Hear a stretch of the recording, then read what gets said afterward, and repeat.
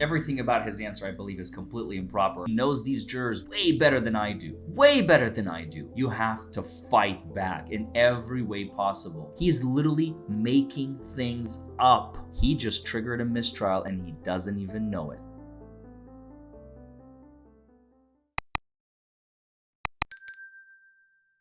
Well, hello everybody, and welcome back to your favorite show on the internet, Raw Law Unfiltered, with your favorite host of all time, the DUI Guy. Plus, today we are going to conclude the saga of Officer Oliver. Now, last we left him, he is still on cross-examination. I just finished the cross-examination, and the jury and the judge are patiently waiting and listening. Evan, my former associate, and my client are seated at counsel table, and Lee Wilson is about ready to get back up. Don't forget, 6 p.m. every day. Let's go. Shannon, I just want to follow up with something you said about how, over the course of your law enforcement career, people exhibit being under the influence of alcohol differently. That was your answer to one of the questions. What did you mean by that? What do you mean people exhibit being under the influence of alcohol differently? See, Lee Wilson is trying to lower the threshold for intoxication. I believe, based on my own personal pure observation, that he was under the influence. They're literally trying to get a legal conclusion. This is not the standard. The standard is beyond a reasonable doubt. Make sure to ding your prosecutor on that. Honor, may we approach? I think that question has absolutely nothing to do with this particular case. Counsel is asking for the officer to extrapolate from memory and his experience as to how other individuals may have exhibited symptoms of intoxication. Here we were talking about Mr. Fernandez. The jury is not here to decide the fate of Lyon County. It was. And that is a different way of basically phrasing. I think a better way for me to say it would be he's trying to ask for a legal conclusion, number one. And number two, he's trying to lower the standard of his burden of proof from beyond a reasonable doubt. Very important. It was brought out in cross. Yeah, I mean, he spent 5 minutes on this point. He's already opened the door to this. And again, he's just saying, open the door. I should have shut him down harder. And I will take the blame for that. I mean, sometimes you're just not ready for slimy prosecutors and sleazy cops. What are you going to do? I tend to agree on that. Wow. Thank you. Shannon, do I need to repeat my question? Please. So, on cross-examination, you were asked and you stated that people exhibit being under the influence of alcohol differently. Based upon your career, your training. Explain that to the jury. Explain what you mean. Clarify your answer for them, please. When you're dealing with all kinds of different individuals, depending on level of intoxication, frequency of how often that person may drink, everyone reacts differently to being under the influence. Some people may not be able to drink as much as someone else and show more signs. And like I said, everything about his answer, I believe, is completely improper. I had a judge that would allow him to answer, and I think it's completely wrong.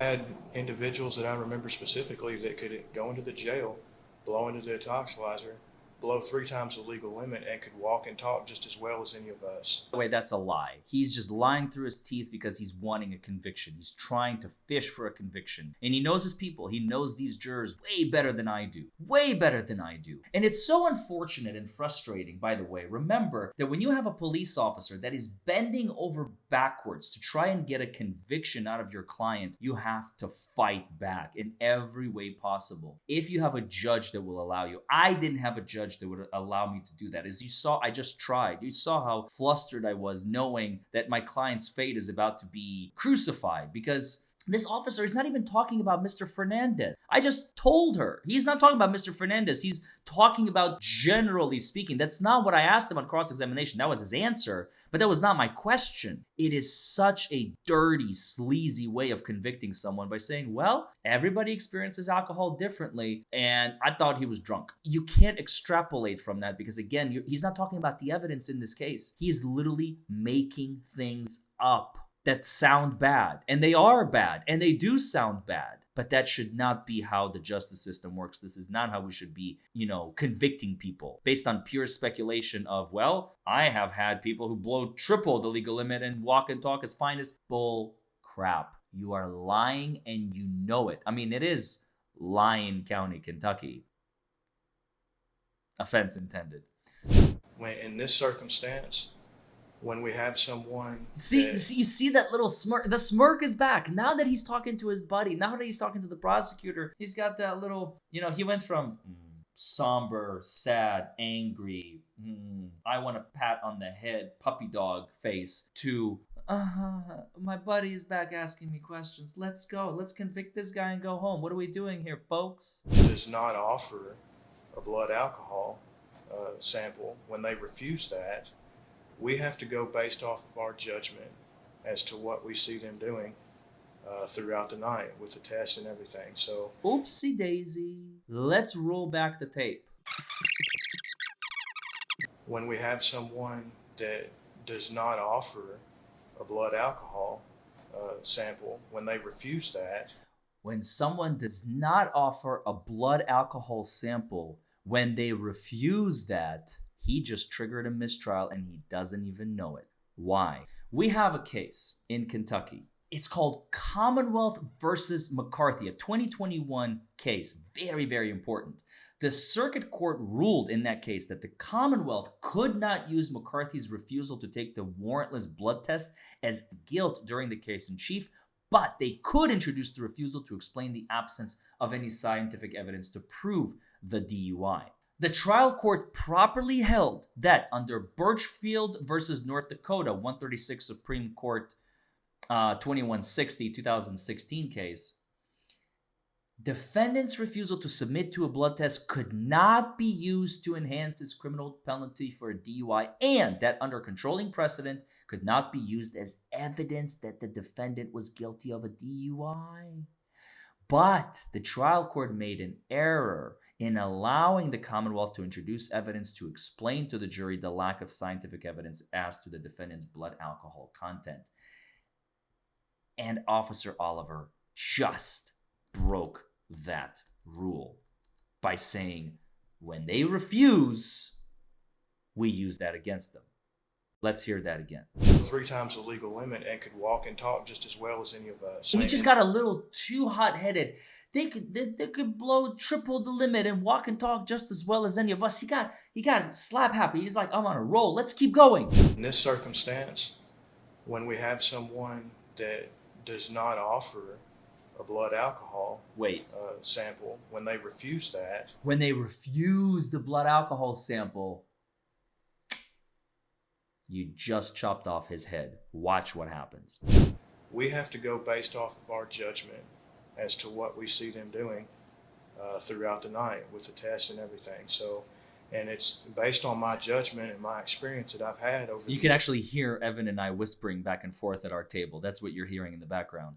I believe that he was under the influence and he wasn't safe to be on the road, which is why he was placed under arrest. The officer just said refused a blood alcohol test. We moved for a mistrial and a dismissal with prejudice.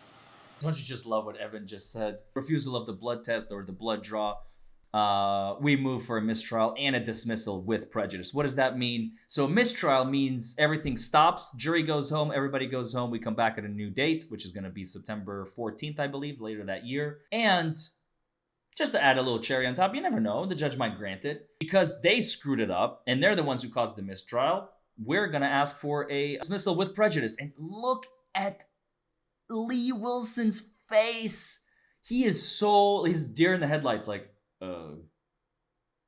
oops. I didn't do it, Judge. He did it. I didn't do it. You saw it, right?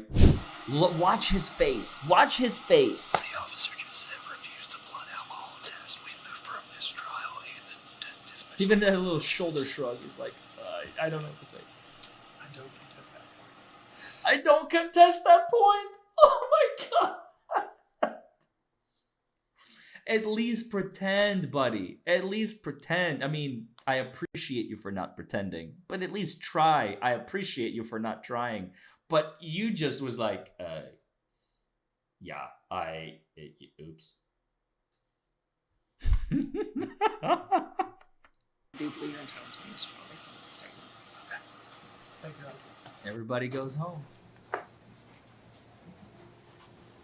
Look at the cop. He's confused. Like, what happened? What did I do? Did I say something good? Like, are we convicting him? Are we good?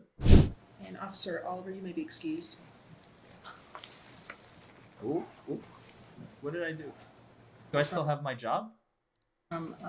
Mr. Foreman and Mr. Bates, the court, after hearing the testimony, I do declare a mistrial in this case. So thank you, members of the jury, for coming here today and being a part of this. Unfortunately, a resolution cannot be reached in this case. This case will need to be retried in front of a new jury. Thank you for your time. A case will have to be retried in front of a new jury. We appreciate your time. Thank you for your patience. Thank you for listening. Wow. Sometimes it's so anticlimactic, but anything but a guilty is a good verdict for the defense. You know, a mistrial is technically a win. We're making the prosecutor work some more, and yeah, it sucks. The client has to pay more money. Usually that's the sucky part. It's really unfortunate. But if you want to check out and understand why this happened the way that it happened, the case that I am talking about, the Commonwealth versus McCarthy, 2019-SC, that's S as in Sam, C as in Charlie, -0380-D as in dog, G as in glue. I couldn't think of anything for the letter G for some reason. So in the description below, you'll have a link to the opinion right below here. So if you want to read it, if you are a law aficionado, you will understand exactly why Officer Oliver got cremated at the end there, and why we got our mistrial and the judge granted it so quickly, and why Evan's words were simply, he just said refusal for blood draw, we declare a mistrial, or we ask for a mistrial, and the court's like, yep, mistrial, and that's why the prosecutor's like, yep, I have no argument. So that's exactly what happened. So that hopefully you can educate yourself and learn a little bit more about it.